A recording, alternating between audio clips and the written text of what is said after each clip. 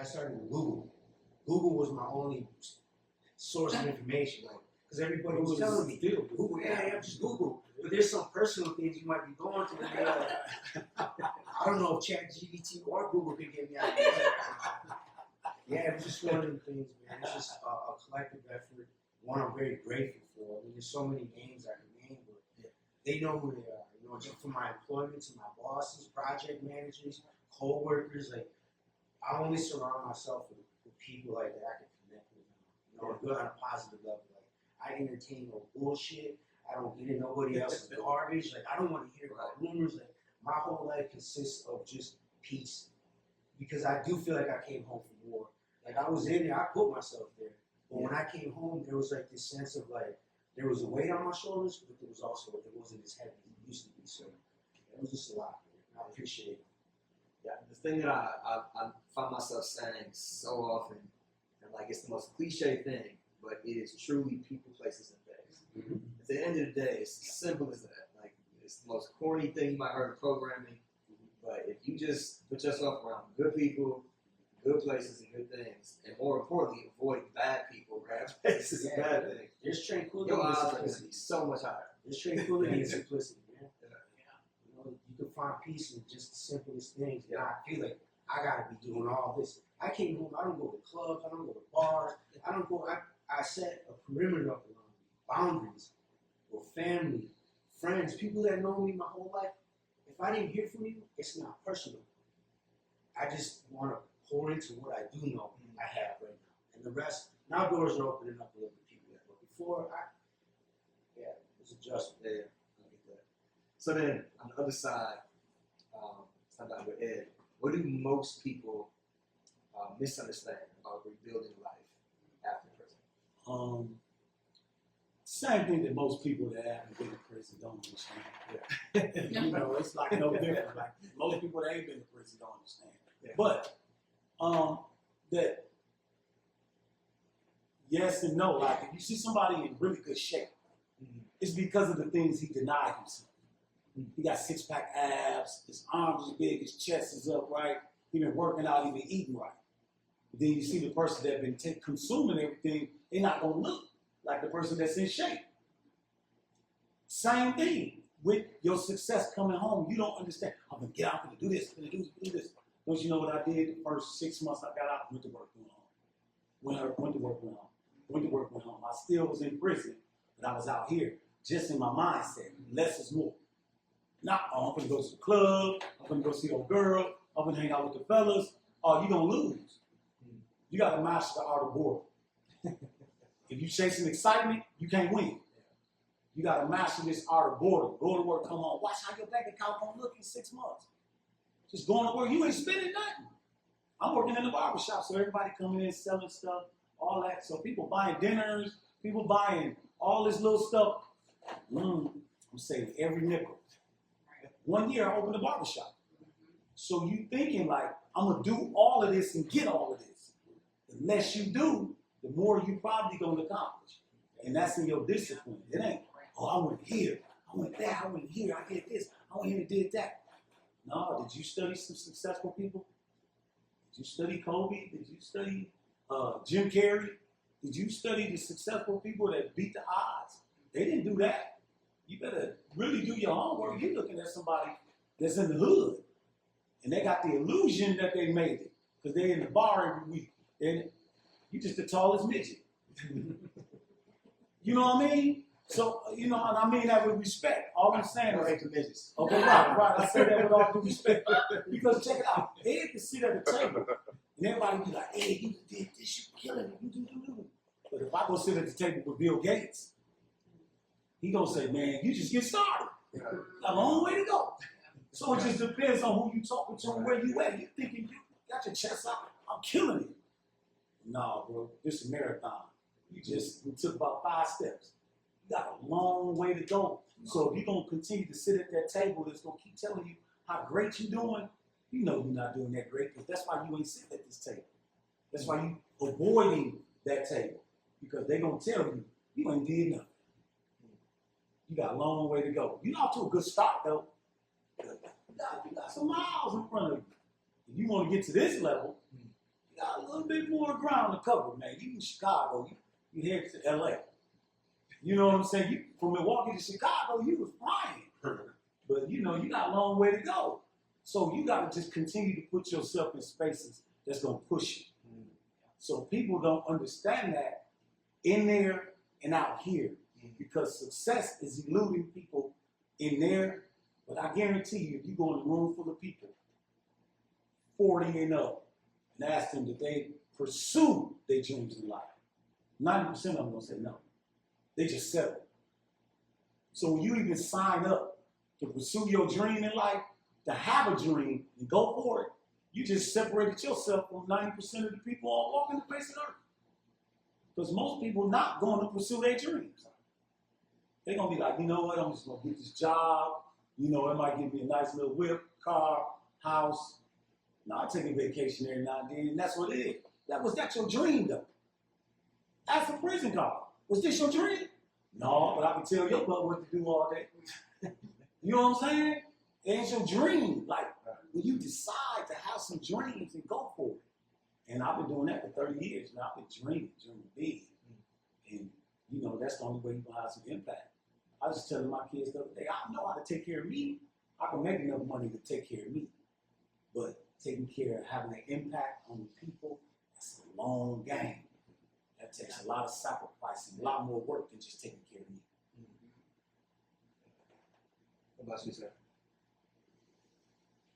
So I think I'm just thinking about the other day, I talked to this mom on the phone. I get a lot of phone calls from moms and dads. Yeah. Like from out of state, their kids are doing time in Wisconsin, and I call them kids till they're 35. And I had a mom call me yesterday, and she was talking about, she was like, I just don't understand, Sarah. She's like, we live in Arizona, it's a less competitive state than Wisconsin, she thinks. And she was like, I don't understand. Like, he did the time. Why still are people? Why is the stigma still there? I'm like, well, we all deal with that on a very regular basis. So I think those conversations are vitally important. But then, you know, educating people about those stigmas and the barriers that we need to break down in regards to who we are as humans. Like, I did my time. I did it. I took responsibility for what I did, and that I will then pay it back for the rest of my life. I promise you that, and I do that every day. But I think that's probably one of the biggest things for me. Those phone calls are rough, and just trying to explain it to them because they're like, it doesn't make any sense. Yeah. Like, I know, we all know, it doesn't make any sense. I'm in these loved one groups, and you can always, well, you can tell because they announce themselves, but people that just are now entering their loved one journey, Yeah. and like, oh no, that can't be possible. No, I'm like, right. sweetheart, No, this is the beginning of that can't be possible. Right. Believe me. It's, More shit to come. right. It's just the beginning. Ryan, what else you? What was the thing that you think about people misunderstand the most about building a life after? Oh, I mean, pretty sure most of us know that Rome really wasn't built in a day, and it's like, you know, everybody wants everything now. And I think one of the big misunderstandings, and a lot of people that get out of prison don't have the support that they need, but if they do, I think they feel like it's just going to happen that much quicker because they have the support. And, you know, when you get complacent or you get comfortable, you know, it's like you're not going to see something happen overnight. That's not how it works. You know, and for me, we hear the word reentry, and I don't really like the word because it's like it has to start in prison. Reentry is a much more appropriate term as far as long-term success.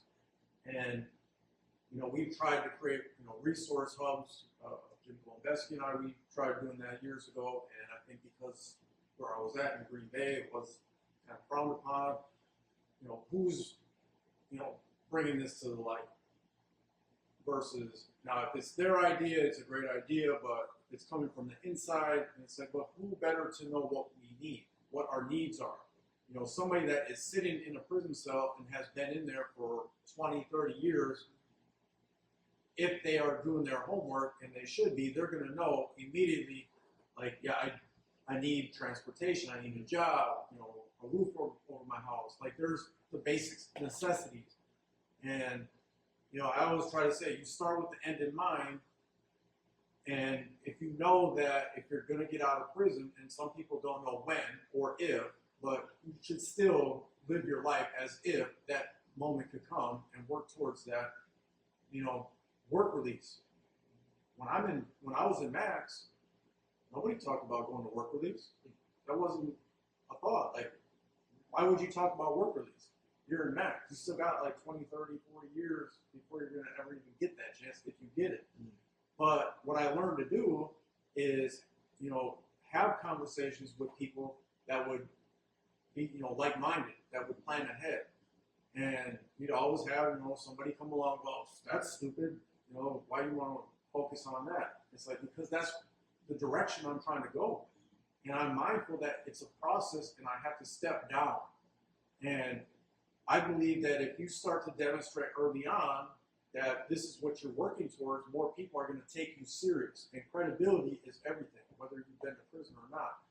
You know, and you want to have good credit, whether it's, you know, and when I say good credit, it's not just a good credit score to, you know, financially. It's, people should know that when you say, I'm going to do something, if I'm going to be there, they know Randy's going to be there. And everybody knows, if I say I'm going to be there, I'm going to be there.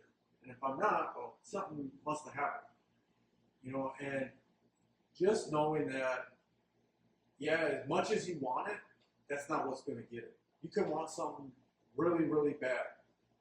And no matter how hard, how bad you want it, it's not going to get you what you want. You know, so I think that is a big miss. And I talk to a lot of guys still that are on the inside, and they're motivated. You know, they're excited about things, especially now with commutations. A lot of them did not have opportunities before.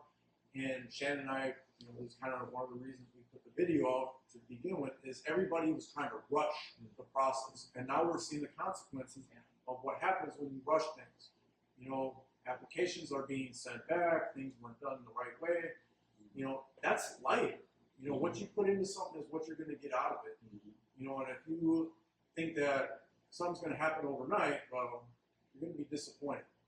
You know, I used to be that person. I wanted it right now, and I'm very impatient. People, I'm very impatient. You know, so it's like, but when I want something, I'm gonna go get it. And that's the thing. And I'm mindful that most people, they're not a go-getter. You know, trust me. I've read the book. I live that whole life. I get it. I know it. Yeah. You know, and you know, we laugh about it, but a lot of us, we text each other in the middle of the night or whenever, and we're always working. You know, we're constantly, like, it's crazy how much we work. You know, but we've conditioned ourselves to be able to do that. And I think that is one of the things that, if I could give somebody the advice, is to learn to recondition, you know, your body, your mind, everything. If that's really what you want to pursue. If you want to be that person that makes things happen in the moment, or think you're going to make it happen, well, like that duck gliding on the water, start pedaling your feet, because you're going to be pedaling and pedaling and pedaling, and you got to keep going. And I know people used to be like, man, that's crazy. You go out there every day on the rec field and you're running 20, 30 miles. Yeah, I would do it straight. You know, but it wasn't just about the physical aspect. It was more mental than anything. You know, I can go in that weight room and I can hang with the best of them. You know, but you didn't see the other guys that were running to go that. You know, Ramaya, he understood that. You know, there was a few others, they understood that. To be able to go and do the whole marathon and beyond, it takes more. You know, and it takes every single day. This isn't a part-time job or something. You know, a lot of us have been doing this for years, and we will continue to do it because we've conditioned ourselves to do it. It's funny because, so, the wonderful Emma over here behind all the tech equipment, she probably highlights how, for me, in the organization, I'm oftentimes the one that wants to run, and everyone's like, man, listen, slow down, let's talk about this thing. So the day after we had the first episode, then Randy sent the thing, like, okay, I got all the panel, I got all the guests for the next one, I got to run down. I'm like, wait, damn. Give me a second. I'm like, that must be how, okay, folks like land when I be on their ass about it. Okay, so I'm like, let's go with this, all right. So, You mentioned the impatient part. I was like, all right, Yep. I recognize that in myself as well. So I was like, yeah.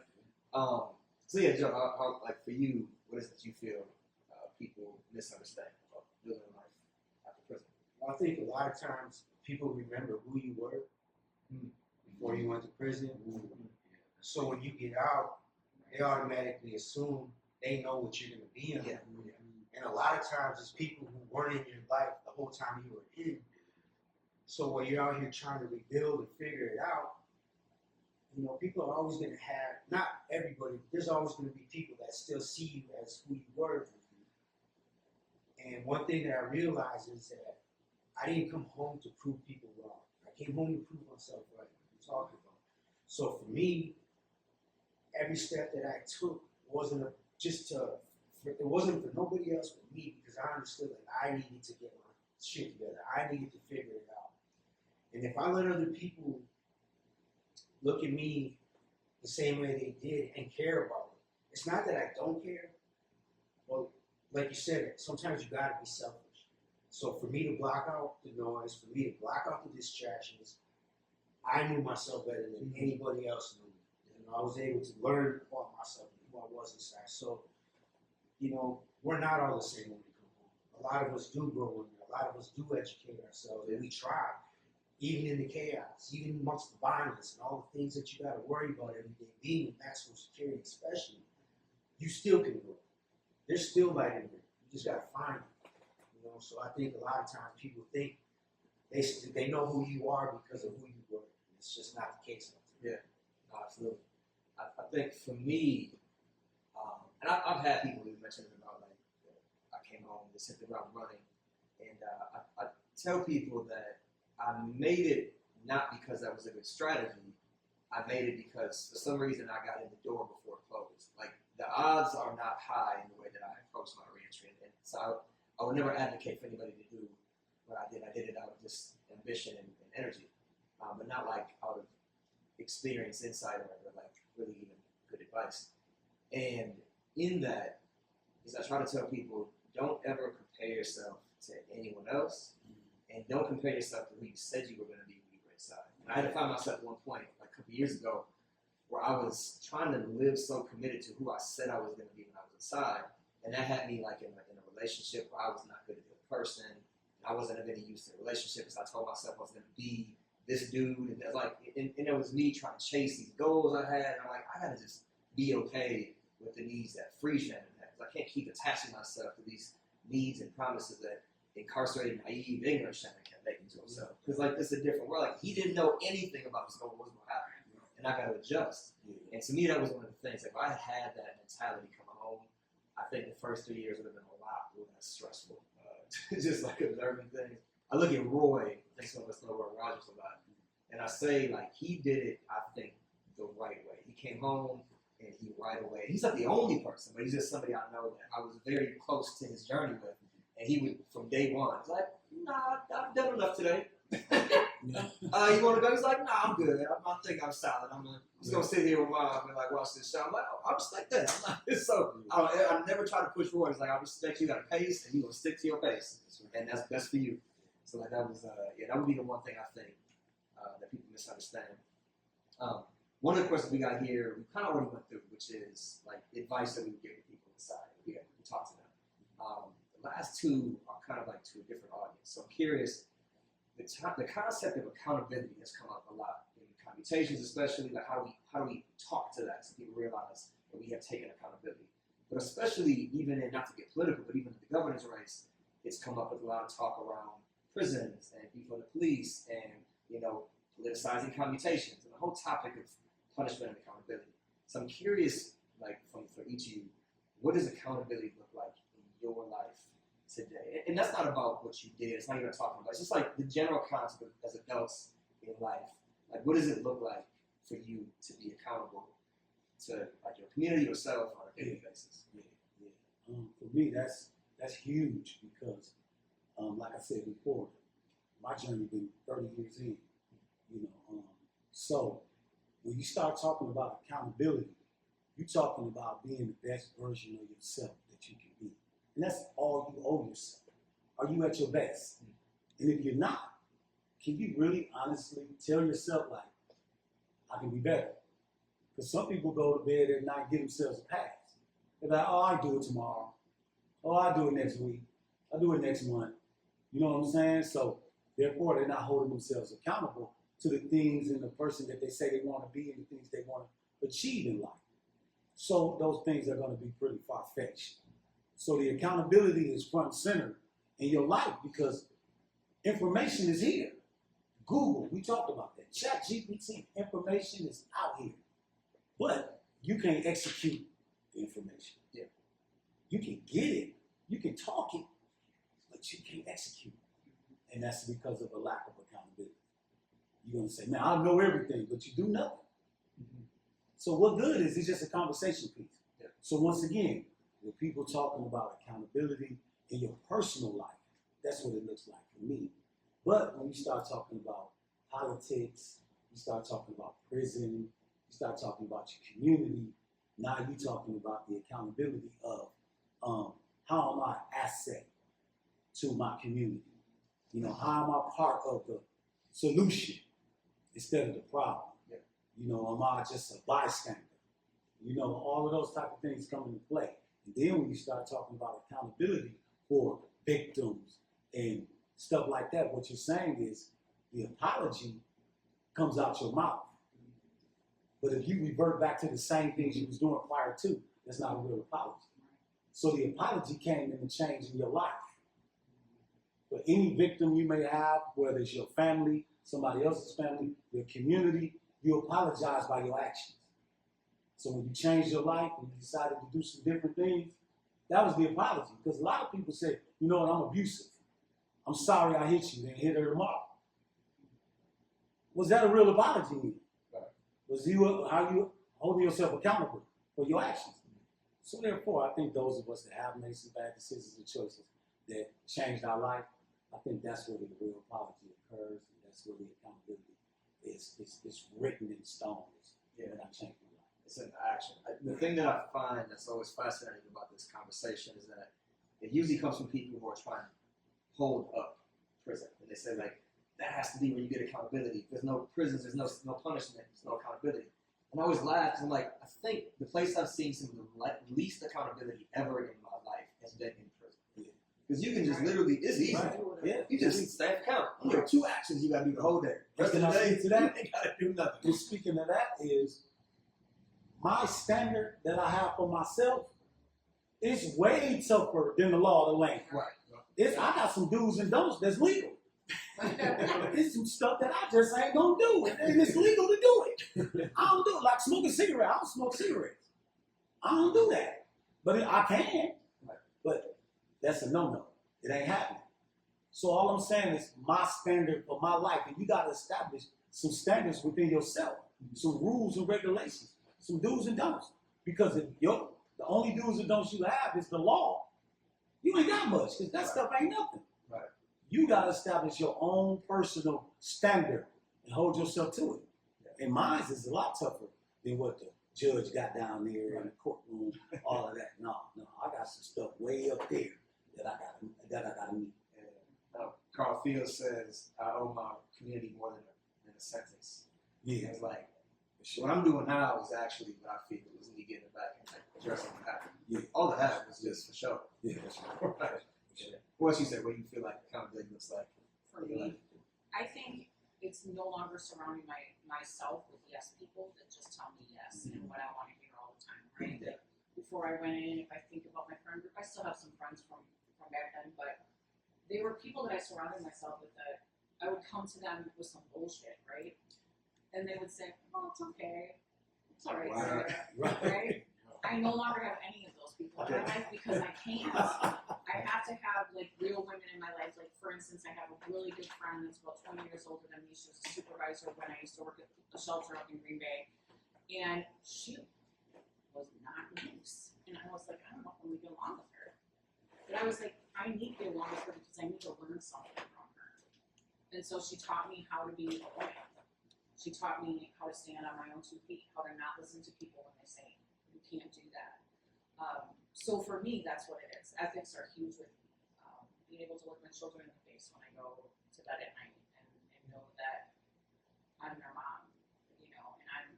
person that they needed and wanted me to be. So for me, that's what it is. Yeah. What's it, man? So Ed mentioned, you know, the whole asset. You know, accountability is when you're no longer a liability factor. Right. And now you bring, it's like the sentence. Yeah, you have a sentence, but you also have the opportunity to serve not just time, but people. Right. And, you know, I always, you know, tell people I'll be at work sometimes, like, oh, showtime, you know, but it's not just enough to show up. You have to show out. It's time to go to work and do your job, you know, and be accountable. You know, anybody can stand for count in prison. You know, that's not accountability. You know, taking advantage of, you know, the programs that they offer, and if they don't offer them, you know, a good friend of mine, Dave Bertrand, when he was in, he did like 20-something years, 24 years. When he got out, he started a book club, and when he came, he asked us, you know, we were in Challenge Possibility, how do you feel about a book club? And people were joking about, oh, Oprah's book club, you guys are going to Oprah's book club, you know, Harry Potter, this and that. It's like, no, if you really knew, all you had to do was open your eyes and you would see the results. We went in there and we didn't just read the books, we applied them. You know, it was the Gift of Incarceration book club, and many of us that helped pilot that, you know, I can look at the journey afterwards. And the book club was just a platform to develop leaders. But you can't go to the DOC and say, hey, we want to develop leaders. You're going to be like, whoa, what do you mean? Right. It's a lead I work. gotta take it for that. It's a lead work. What are we leading? You know, but it's empowering, and that's what's important, and it allows you to be accountable and to hold others accountable, because when you're in that, you know, circle, your circle of influence should be people telling you, hey, don't do that. Right. You know, instead of just like you said, oh, it's going to be fine, it's okay, everybody goes through it. It's like, well, okay, just because everybody goes through it doesn't mean you have to go through it.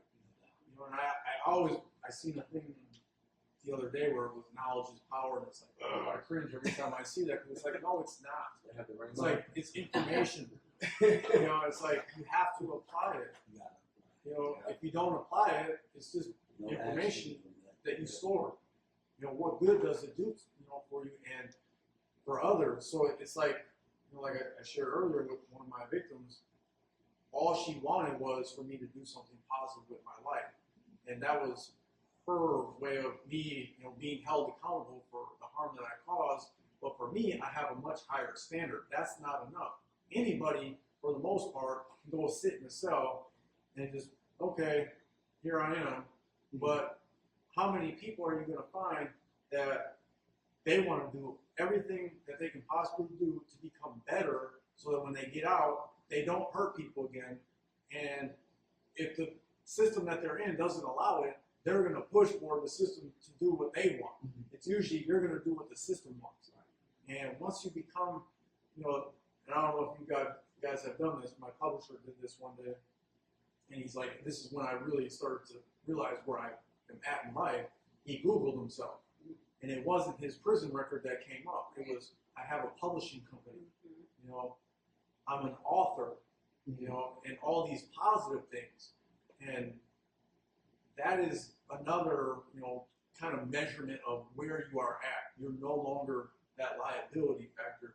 You become an asset to not just your family and your friends and to yourself, but to your community and your employer. You know, I'm sure some of y'all have had the same thing when people hear how much time we've done and they say, oh, I can never do that. Hey, you could. Yeah. Yeah, you could. Everyone adjusts. Might not It's a want matter, to, it's but- doing the 17, like in my case, that's not the thing. No. It's like who you are when you come out, how you do the time. Yeah. That's the question. You can do it. Anybody can do it. They're doing it out here. Right. They're saying, they're like, yeah, you was gone for 20 hours. I actually was doing time while he was in there. I was doing it out here. And I was like, how? Well, man, I was in a relationship, man. They were working me down. He's like, okay, I get how you trying to connect with me. You trying. Cute.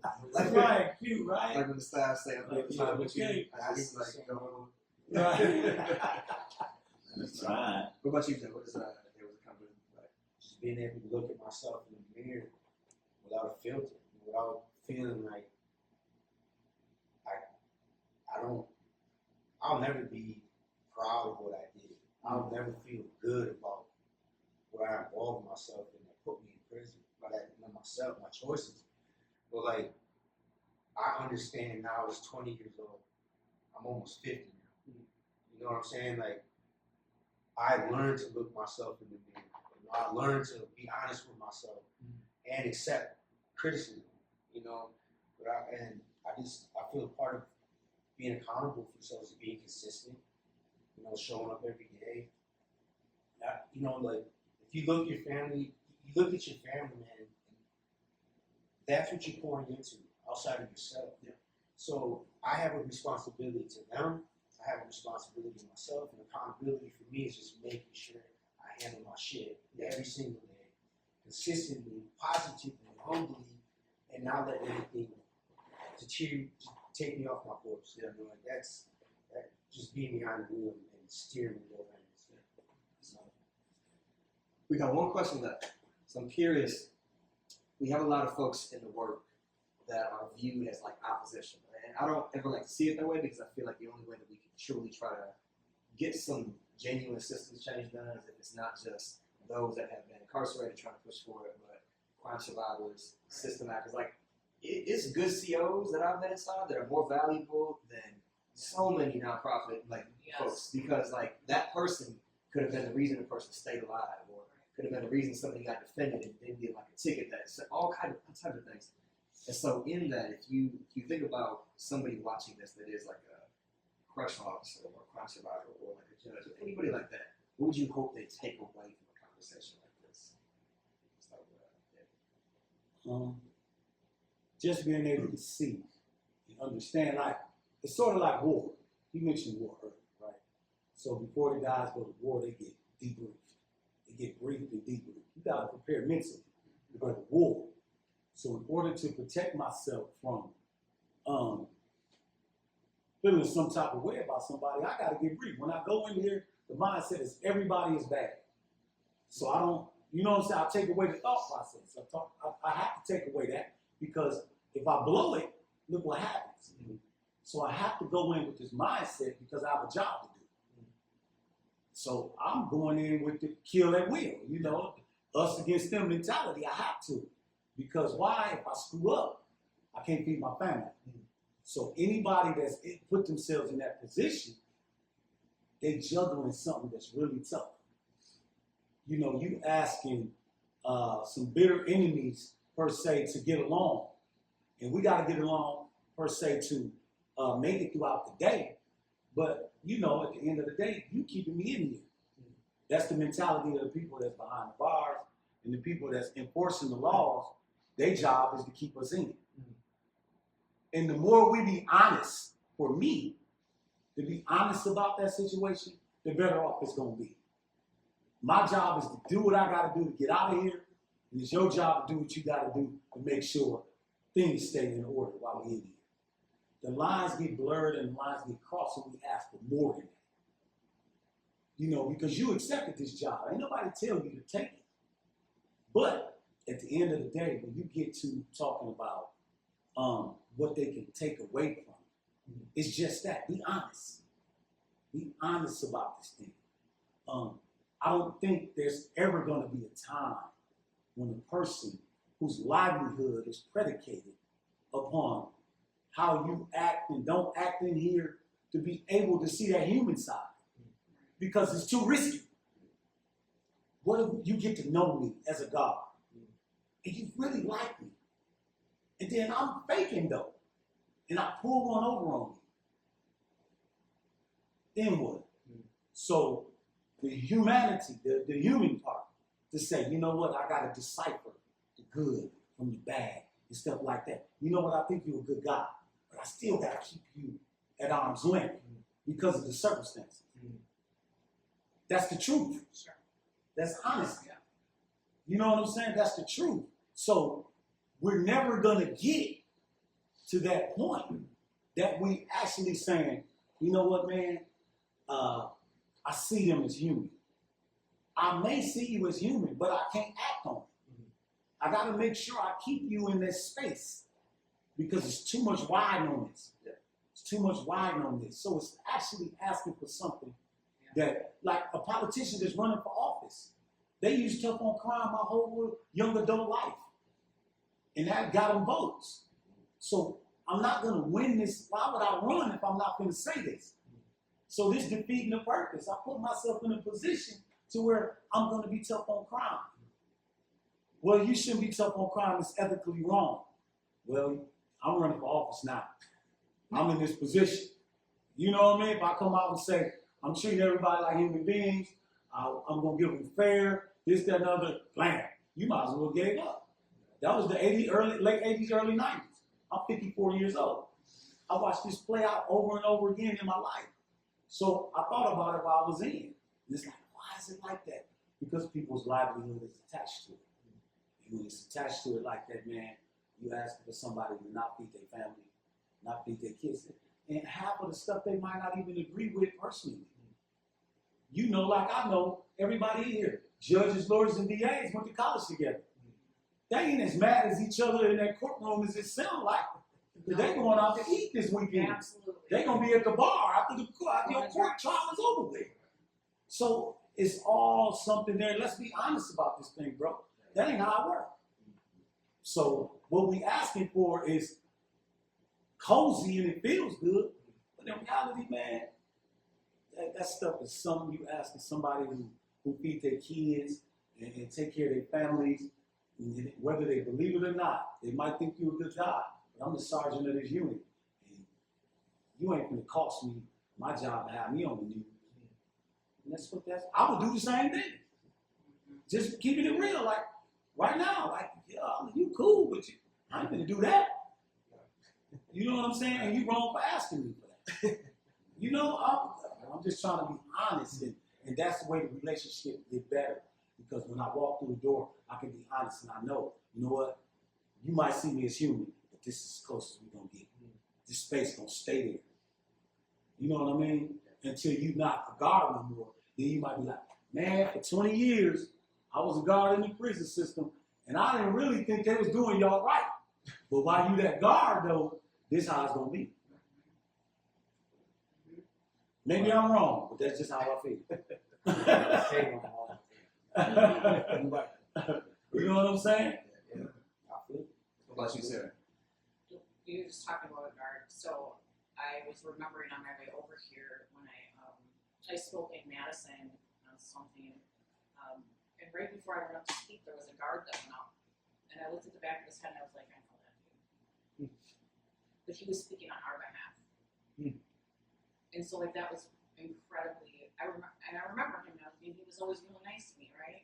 But just so nice, right? Like, and I understand the professionalism behind that, but I think there's tons of correctional officers, judges, lawyers that are incredibly great at what they do.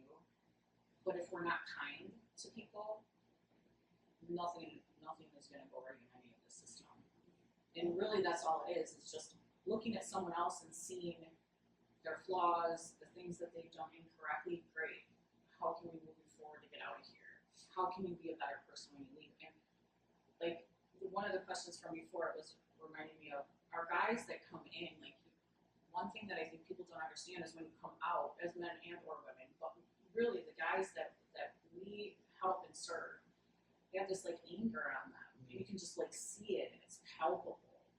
I think people don't understand that there's so many layers behind that. So don't just take that at face value. See who's underneath that surface. Because there was a little girl in there somewhere. It's somebody's son, somebody's mom's praying for him. Like, you know what I mean? I think, and I know that sounds like very like, ooh, that'll never happen. I get it. But if you're asking me what to say to them, like just a little bit more, like how would you treat if this was your daughter that was sitting in front of you? I understand. We have some laws, we have to do all the legalities and things like that, but it's just so easy to be kind. Yeah. It's much more difficult to be an ass. Right. Well, the first advice I'm going to give is to stay tuned, because at some point I'm sure we will have lawyers and judges. Yes, Right. absolutely. Yeah. Pretty much all people from all walks of life will be on. But I was Yeah, it was kind of strange because just the other day, one of my buddies who was actually a co-conspirator of mine, he was over with his daughter. And it's amazing when you fast forward. But I look back at the times where it's like, damn, we had assault rifles and, conspiring to rob armored trucks in broad daylight and do all these dangerous, crimes and not have a care in the world. But then you see the connection that he has with his daughter, and he's become, a father, and it's like, wow, he served his time, I served my time, we're out, things are good, but things could have went really bad. Like, we could have killed police officers, could have got killed in the process, innocent bystanders on the street. You don't know how that's going to play out once gunfire is exchanged. But I'm always mindful. I don't sugarcoat things, and I, had the, opportunity to meet guards and staff members, even when I was in Lincoln Hills, juvenile prison system, and some of them were the best, mentors, and they would give me advice, and you get close to an extent, and it's like you want them to know who you are now, but they don't really get that opportunity when they first meet you. So some of them it took years, and they're always gay. Is he playing the system? Is he for real? Because they have access to your file. Yeah.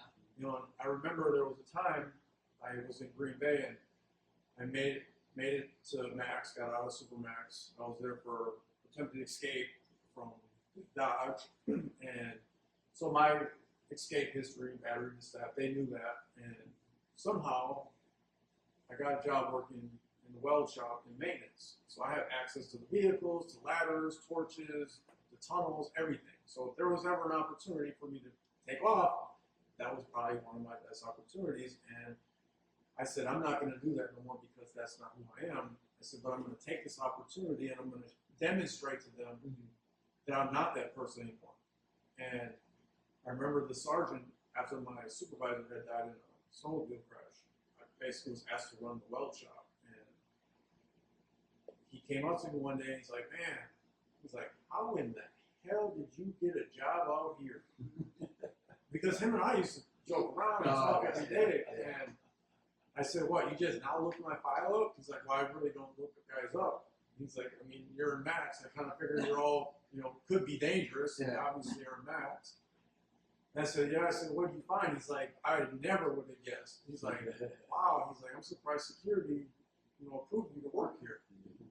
He's like, I just want to tip my hat to you. He's like, you do a great job out here, because it wasn't just a job for me. It was an opportunity to hire. I got to hire other guys and mentor them, and not just teach them how to weld, but teach them how to be a man and be responsible and navigate the system, because we know, and that's why it's important that we do this work, and we will touch on that as I've written about it and I've talked about it. But judges especially do not know the system.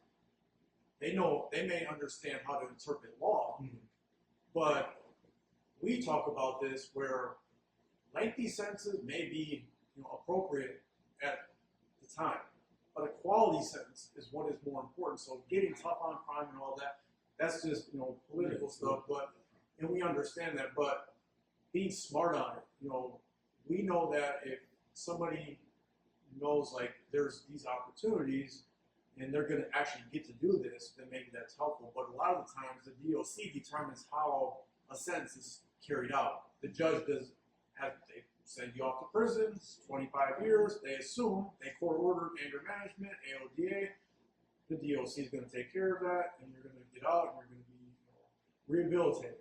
Well, that's not how that works. So I had the opportunity to inform my sentencing judge of how the policies impacted and how the 94 crime bill played a factor, and all that tough on crime stuff played a factor. And he was the chief judge. I've been on the bench, forever. And I think he was a little shocked that, wow, this is how the prison system is run? And it's like, yeah. And it's been like that for decades. And Joe here found out, he had to go back to court, he parole eligible and all that stuff. But it's like, even when you're in prison, serving the time, you're unaware unless you're in the law library or around a circle of guys that are constantly litigating or know the law. You have no idea. You just had a whole bunch of extra time. Right. And maybe it's not extra time, but it's you didn't have the opportunities to get to a work release. You know, so it's like at some point, it really doesn't matter that you serve the full sentence if you haven't been rehabilitated. Yeah, you served 50 years, great. Now you're released. So what?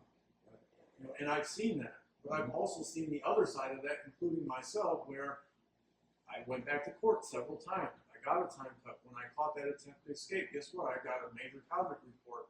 They took good time. 20 years later, I got that good time restored because I learned the policies and I knew that that was an option. And I could use that and demonstrate that the system believed in me. They wanted to invest in me. And it took a long time, but I think they made the right choice. You know, and I think a lot of them, because I'm friends with a lot of former staff, social workers, guards, wardens, you name it, and they're like, oh, you know, but I don't think they're really surprised. Yeah. I don't think they like how I went about it when I was in there because, I mean, I wasn't really breaking the law or the rules, but I wasn't taking no for an answer. So I was very pushy. Yeah. What about you, Joe?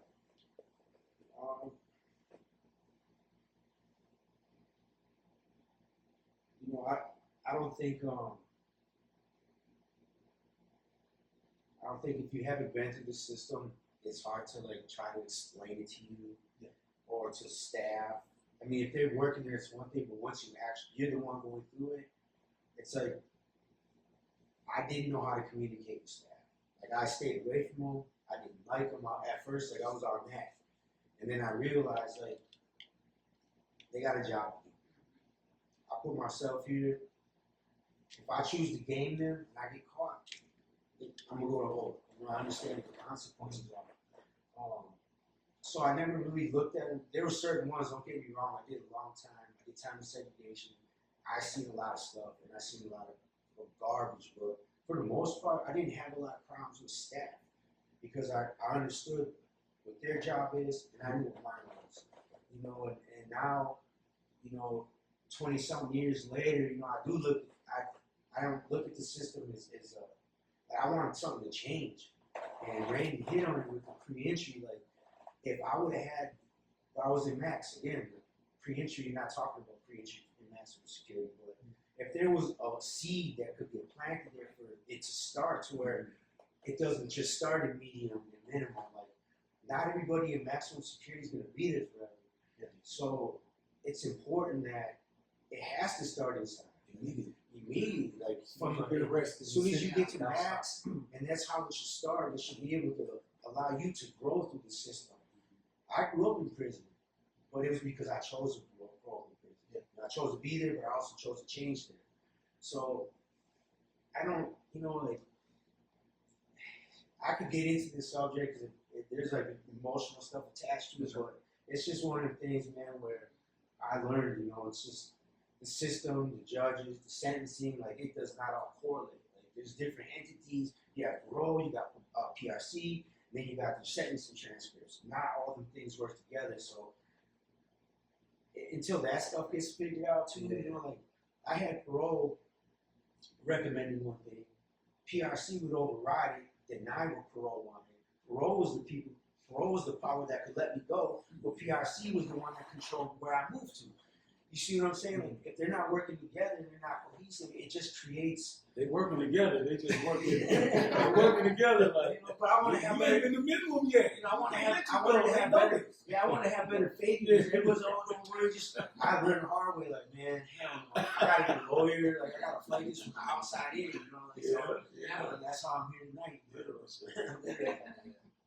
I think for me, the topic comes up a lot of times from folks that like think the system is operating in a way that's really making sense, right? And I try to have this balance between I'm not looking to overly attack or criticize the people that are in the system or even the entity of the system because there is a need. Yeah.